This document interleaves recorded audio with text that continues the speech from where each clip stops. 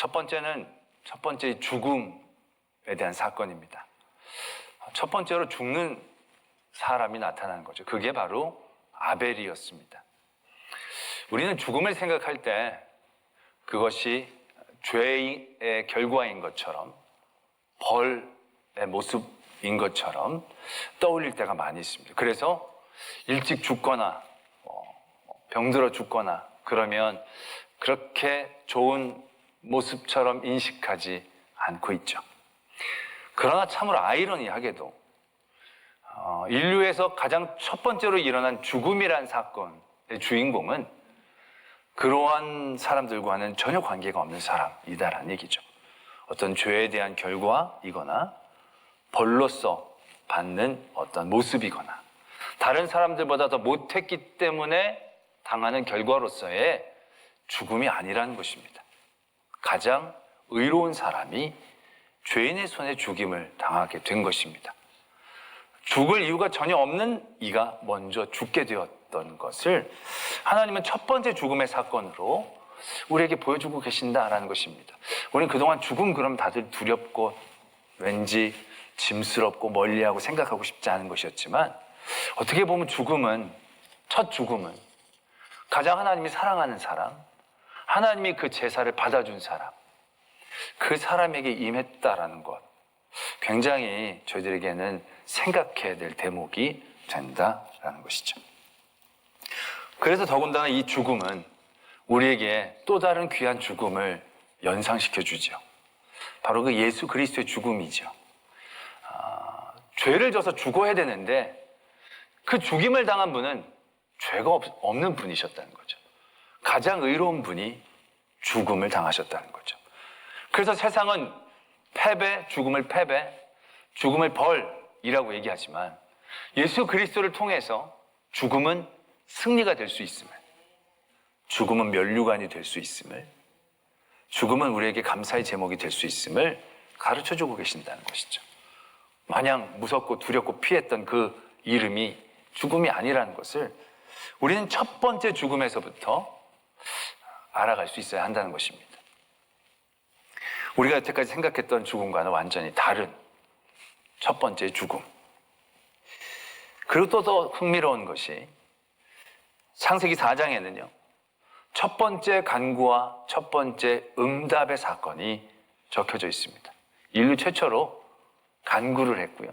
하나님 그 간구에 응답해 주신 사건이 창세기 4장에 적혀 있습니다. 우리가 함께 읽었던 말씀이 딱 그 얘기입니다. 가인이 하나님 앞에 간구합니다. 내 죄가, 내 벌이 너무 중합니다. 내가 이제 여기서 쫓겨나면 하나님 다시 못 볼 것 같은데 그러면 사람들이 날 보자마자 나를 죽일지도 모릅니다. 나 너무 두렵습니다. 하나님 앞에 간구를 했거든요. 그때 하나님이 응답해 주신 겁니다. 그렇지 않다.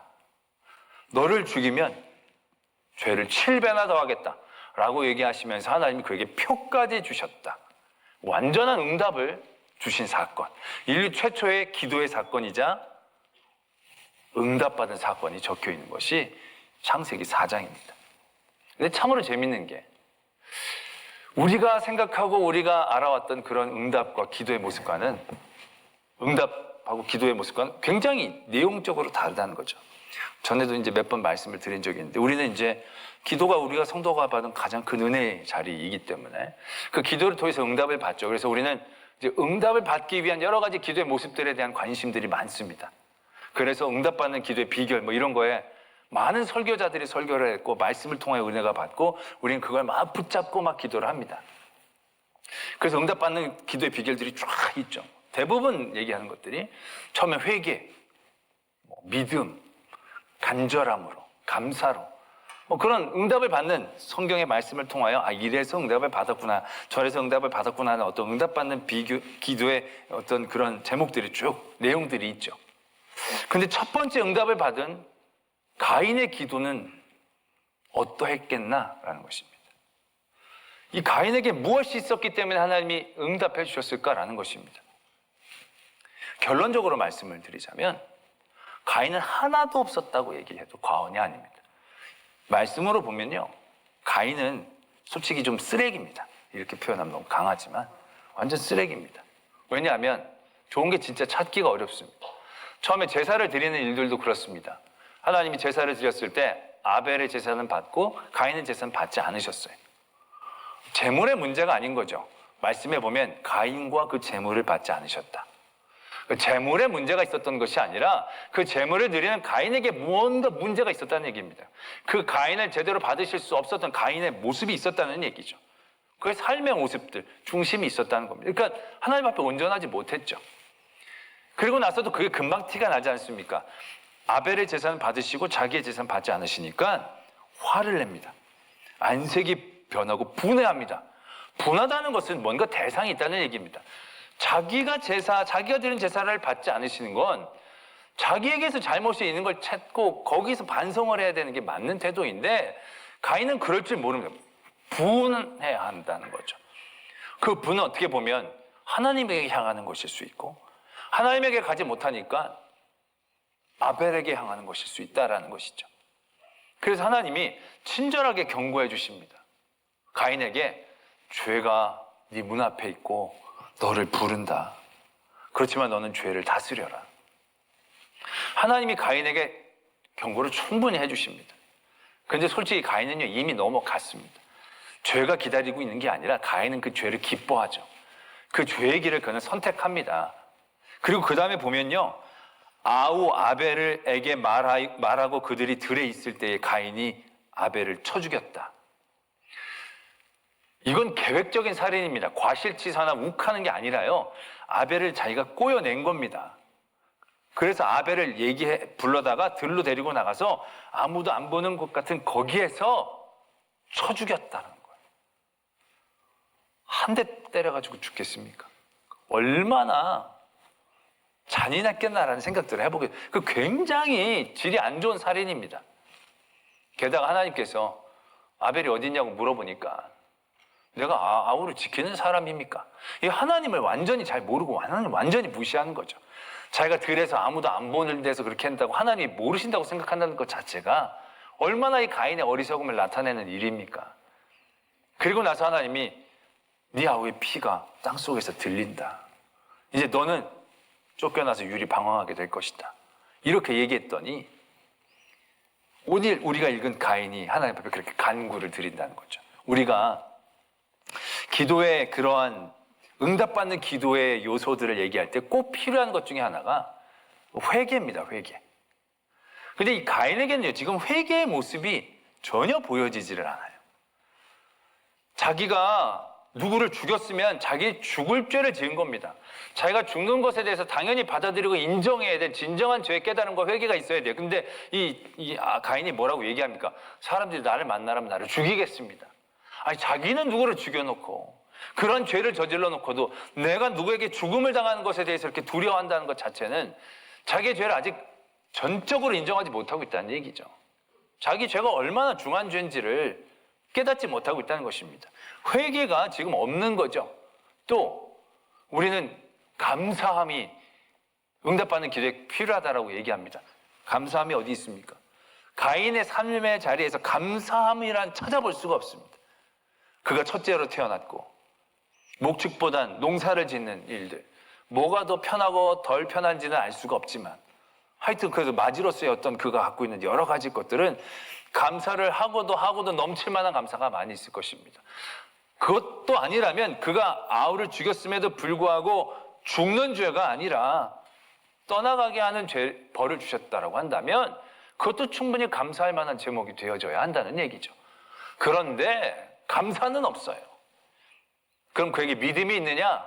그가 이렇게 얘기합니다. 내가 여기서 쫓겨나면 내가 이제 주의 낯을 배웁지 못하오리니 그럼 사람들이 나를 만날 때마다 나를 죽이겠습니다. 그러니까 하나님이 그를 지금 유리 방황하게 하셨는데 그럼 하나님이 나를 이제 쫓아내신 거고 그럼 이제 하나님이 나를 보지 않는다고 생각하시는 거예요. 하나님이 없는 곳이 있다고 생각하는 거죠. 하나님을 전혀 모르는 거죠. 하나님에 대한 믿음이, 신뢰가 전혀 없는 겁니다. 나를 이제 벌주서 쫓아냈으면 이제 끝이니까 이제 하나님도 나를 끝냈는데 그럼 나 어떡합니까? 이제 이런 얘기를 하고 있는 거죠. 믿음도 없어요. 회개도 없어요. 감사도 없어요. 그렇다면 간절함이 있느냐? 지금 이렇게 얘기하는 곳에 느끼기에는 어떤 눈물을 흘리고 하나님 앞에 막 살겠다, 용서해달라는 간절함보다는 불평에 가깝지 않은, 투정에 가깝지 않느냐는 그런 생각들을 해보게 된다는 얘기죠. 어떻게 보면 가인이 이렇게 얘기하는 게 여러분들이 하나님의 입장에서 듣는다면 어떻겠습니까? 얄밉지 않습니까? 어떻게 이렇게 얘기를 하는지. 요거 그냥 내가 좀 하려다가 내가 말았는데 요거 야, 너 7배나 더 가져라. 이제 이렇게 하고 싶을 만한 내용들이 가인에게 다 갖고 있었다 얘기해도 과언이 아닐 것이다 라는 겁니다. 그런데 그런 가인의 기도, 이게 인류가 드렸던 첫 번째 기도입니다. 어떻게 보면 첫 번째 간구예요. 하나님 앞에 드렸던 간구. 그런데 이러한 가인의 간구에도 하나님은 응답을 주십니다. 뭐 하나 책망하지 않으세요. 너는 왜 믿음도 없냐? 잘못했다는 말도 없냐? 감사하다는 표현도 없냐? 그렇다고 그렇게 간절하게 매어 달리지도 않냐? 그의 부족함에 대해서 한 가지도 책망하지 않으세요. 그리고 거의 온전한 응답을 주시는 거예요. 너를 해하는 자는 7배나 받게 되겠다. 그리고 내가 표를 준다라는 거, 표를 줘서 너가 아주 이 응답에 대한 확실한 증거를 가지고 살게 해주겠다라는 거의 완벽한 응답을 하나님이 가인에게 해주시고 계신다는 사실을 우린 발견하게 되는 거죠. 우리가 여태까지 알았던 기도와 간구, 응답받는 그런 구조와는 완전히 다른 첫 번째 기도와 첫 번째 응답의 모습을 우리는 보게 되어진다는 것이죠. 아까 처음에 아벨의 제사는 받으시고 가인의 제사는 받지 않으셨어요. 가인의 제사는 왜 안 받으셨어요? 가인의 중심, 삶의 모습들이 예배에 합당하지 않았기 때문에. 그렇다면 우리의 예배의 모습들은 어떻습니까? 여러분들은 지금 아벨의 제사를 드리고 계십니까? 아니면 가인의 제사를 드리고 계십니까? 온전히 하나님 앞에 나의 모두를 드리고 나의 삶의 중심이 예배가 되어지는 그런 예배로 드리고 계십니까? 아니면 그냥 모든 삶의 중에 하나의 행위, 그 예배, 나의 전적인 삶을 드리는 것이 아니라 나의 이 한 시간을 드리는, 그래서 지금 예배 시간에도 온전히 하나님을 생각하지 못하는 예배가 우리에게 얼마나 적지 않습니까? 또 예배가 중요한 게 아니라 예배를 빨리 마치고 예배 뒤에 할 게 더 중요할 게가 많지 않습니까? 오늘 점심 누구랑 먹을까? 뭘 먹을까? 점심에 어디를 갈까? 그게 더 중요해가지고 지금도 놀러 가는 복장으로 지금 속에 다 입고 오신 분들, 애들 학교 가면 교복 있지만 속에 다 사복 껴입고 오듯이 수업보다 끝나고 놀러 가는 데 관심이 많은 그런 예배의 자리에 여러분들 혹시 있지 않습니까? 그럼 그게 아벨의 제사입니까? 가인의 제사입니까? 죄가 그 앞에서 도사리고 있다. 죄에 대해서 우리가 깨고 죄를 다스려야 되는데 우리는 이 세상의 모든 죄된 습성과 모습들에 대하여 우리 기뻐합니다. 오히려 계획을 세워서 그 죄를 저지릅니다. 살인은 아닐지라도 세상의 쾌락을 쫓아가는 모든 일들에 우린 수없이 많이 계획하지 않습니까? 여러분, 이 가을에 여행 계획을 세울 때 그 여행 계획에 얼마나 많은 에너지를 투자합니까? 몇 달 전에 예약을 하고 몇 달 전에 뭘 하고. 그러나 과연 우리가 하나님 앞에 드려지는 나의 예배는 얼마나 준비하고 예배합니까? 다음 주에 감사절이지만 감사절 예물을 우리가 1년 전부터 준비하고 가꾸고 그런 것들을 드립니까? 전날 그냥 주섬주섬 모아다가 넣어가지고 드려버리지. 그럼 그게 아벨의 제물이겠습니까? 가인의 제물이겠습니까? 우리는 가인이 아니라고 생각하는 그 끔찍한 오해에서부터 깨어나야 합니다. 우리는 아벨 쪽보단 가인 쪽에 가깝죠. 우리는 죄를 저질렀을 때 제일 먼저 하는 게 뭡니까? 탓하는 거 아니겠습니까? 남들도 다 하는데요. 남들보단 덜 하는 거 아니겠습니까? 어쩌면 우리의 모습은 가인과 크게 다를 바가 없다는 얘기죠. 그런 가운데에서 우리가 간구를 드립니다. 그러면서 우리의 간구는 의로운 간구인 것처럼 생각합니다. 의인의 간구는 힘이 있어서 하나님 응답해 주시는구나. 그래서 내가 응답을 받으면 내가 의인이 된 것처럼 착각할 때가 많이 있다는 얘기죠. 내가 기도하고 응답받으면 내가 그 응답을 받을 만한 충분한 자격이 있는 것처럼 착각하게 되어진다라는 것입니다. 그러나 첫 번째 간구와 첫 번째 응답, 우리의 기도와 우리의 간구는요, 여기에서 그렇게 멀지 않습니다. 히스기야가 하나님 앞에 잘한 게 많겠습니까? 죄진 게 많겠습니까? 한나가 잘한 게 많겠습니까? 죄진 게 많겠습니까? 다윗이 잘한 게 많겠습니까? 죄진 게 많겠습니까? 우리의 기도가 응답받았다. 그건 오늘 가인에게 응답해 주신 이 하나님의 이 모습과 똑같다라는 것을 인정하셔야 합니다. 그래서 우리의 응답이 얼마나 놀라운 은혜요, 감사의 제목인가. 죽을 수밖에 없었던 내가 이 큰 은혜를 누리고 있다는 것이 얼마나 굉장한 은혜인가 라는 것을 우리는 분명히 아셔야 한다는 것이죠. 그리고 그것을 깨닫고 난 다음에 우리가 또한 알아야 될 한 가지 사실이 있습니다. 그것은 우리가 받은 응답의 성격이 우리가 기존에 생각했던 것과는 다르다는 것을 아셔야 합니다. 우리가 열심히 간절히 기도해서 응답받을 만한 조건들을 채워서 응답을 받으면 그 응답에는 내 몫이 있고 응답은 내가 누리면 되는 것으로 끝날 수도 있을 것입니다. 왜? 이미 원인이 있고 결과로 받은 거니까. 근데 원인이 사라진 거예요. 우리가 이러한 응답을 받을 만한 아무런 조건, 아무런 자격이 없음을 깨닫는데도 불구하고 오늘 하나님이 가인에게 표를 주신 거예요. 왜 하나님이 가인에게 표를 주셨을까요? 그 죄를 내가 기억하지 않겠다? 그런 종류의 얘기 아니죠. 하나님은 가인이 죽을까 걱정하는 그에게 죽지 않게 해주십니다. 가인이 죽지 않게 해주신다는 것은 무엇을 의미하겠습니까? 하나님이 가인에게 주시는 기회인 것입니다. 죄로 점철됐던 그의 삶이 하나님의 은혜로 응답이라는 것을 받게 되어지면 그 응답은 그가 했던 것에 대한 결과가 아닙니다. 앞으로 해야 될 것들에 대한 도전이죠. 하나님의 은혜인 것이죠. 이건 기회의 은혜인 것입니다. 간절함으로 받은 응답이 아니라 기회의 은혜인 것입니다. 이제 내가 너에게 표를 주노니 이 표를 가지고 이제 다시금 내게로 돌아오라라는 것이죠. 우리는 우리의 받은 은혜들에 대한 이해가 분명해야 됩니다. 근데 가인은 어떻습니까? 가인은 그 기회를 살리지 못했습니다. 가인은 성을 쌓았습니다. 성을 쌓아 자기 스스로를 자기가 보호하려고 애썼던 것이죠. 그리고 그 성의 이름을 자기 자녀의 이름으로 붙입니다. 하나님의 이름을 남기는 게 아니라 인간의 이름을 남기게 되어지는 것이죠. 결국 가인의 자손은 사라지게 되어집니다. 하나님이 주신 그 응답의 기회를 잘 살리지 못했다는 거죠.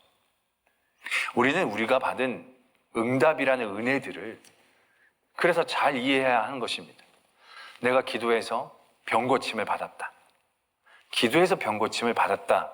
그렇게 이야기보단 내게 병 고칠 만한 아무런 이유도 없는 내게 건강의 은혜, 그 건강의 기회를 주셨으니 라고 우리는 그 응답의 자리를 이해해야 한다는 것입니다. 히스기야가 병 고침을 받았으면 내가 너무나 잘했던 것, 너무나 내가 하나님 앞에 영광을 돌렸던 걸 기억해 주셨구나. 그래서 내가 병 고침을 받아서 병문안 왔던 사람에게 내가 이렇게 병에 나왔어. 내가 잘했더니 하나님 나를 고쳐주셨어. 자랑할 게 아니었다는 얘기죠. 그 병 고침이 그에겐 또 다른 기회고 도전이고 그 일들을 통해 자기가 깨어있음을 그가 알아야 했던 것이죠. 근데 그가 그렇게 하지 못했던 것입니다. 시편 118편에 17절 18절에 이런 말씀이 있습니다. 내가 죽지 않고 살아서 여호와께서 하시는 일을 선포하리로다. 여호와께서 나를 심히 경책하셨어도 죽음에는 넘기지 아니하셨도다. 하나님이 지금 경책하신 거예요. 징계 내리신 거예요. 징계가 극심해요. 그 앞에 절에서도 보면 환난 가운데 있고 여러 사람들이 자기를 에워싸고 그런 상황들이 쫙 적혀 있어요. 경책을 받은 거예요. 그 고통과 환난 가운데 있는 거죠. 절망 가운데 있을 수밖에 없는 상황 가운데서 이 시편의 기자는 뭘 고백하고 있습니까? 내가 죽지 않았다는 겁니다. 고통 가운데 눈을 뜨는 그 하루가 차라리 죽여주십시오라고 얘기할 만한 그런 하루가 그에게는 나를 죽이지 아니하신 하나님의 응답의 하루가 되어진다는 거죠. 그리고 그 하루를 어떻게 이해하고 있습니까? 내가 죽지 않고 살아있는 이 은혜를, 기회를 여호와 하신 일들을 선포하는 일들로 사용하고 있다는 것이죠. 내가 죽지 않고 살아서 여호와께서 하시는 일을 선포하리로다. 이게 얼마나 놀라운 고백이냐라는 것이죠. 근데 이게 놀라운 고백이 아니라 우리의 고백이 되어져야 하는 것입니다. 우리는 응답, 그러면 내가 기도하고 간구했던 그 제목들이 이루어지는 것만을 의미하는 것으로 생각합니다. 그러나 우리를 향한 하나님의 놀라운 응답은 내가 죽지 않고 살았다면 이미 우리에게 임하고 있는 것임을 깨달아야 한다는 것이죠.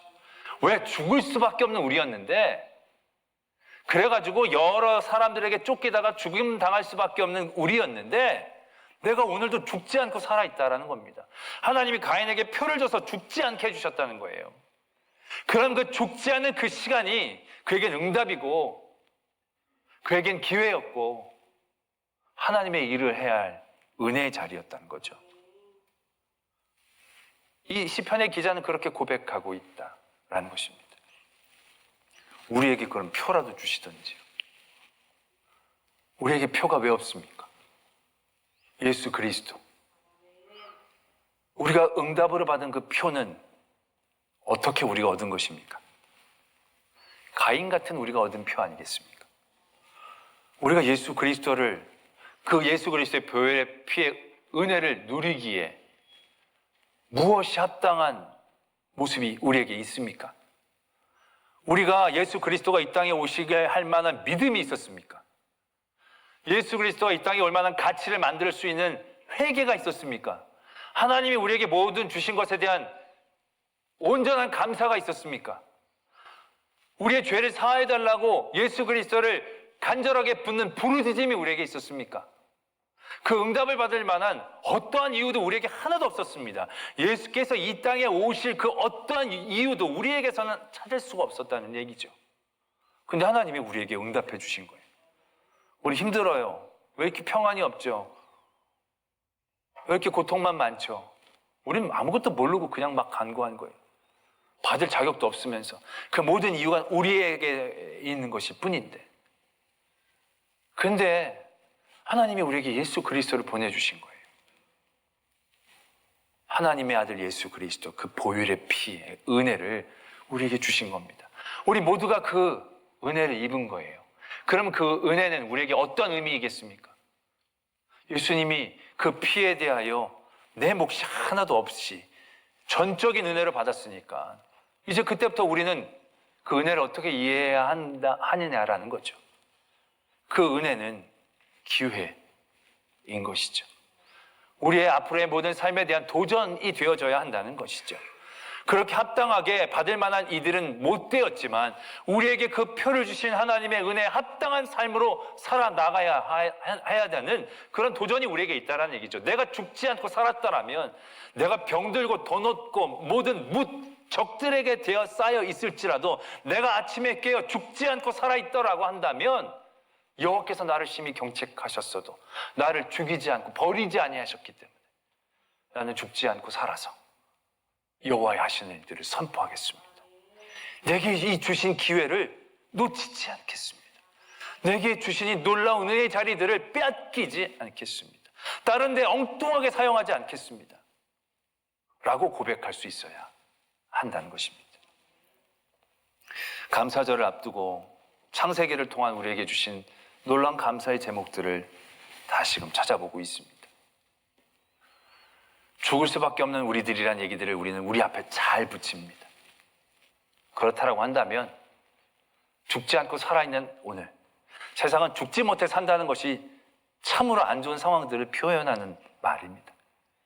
그러나 우리 성도들에게는 그것조차도 놀라운 은혜의 시간이 되어져야 한다는 것이죠. 죽지 못해 사는 것이지만 죽지 못해 사는 그 시간들이 우리에게 주는 의미, 은혜, 기회, 그것을 우리는 분명히 기억해야 하는 것입니다.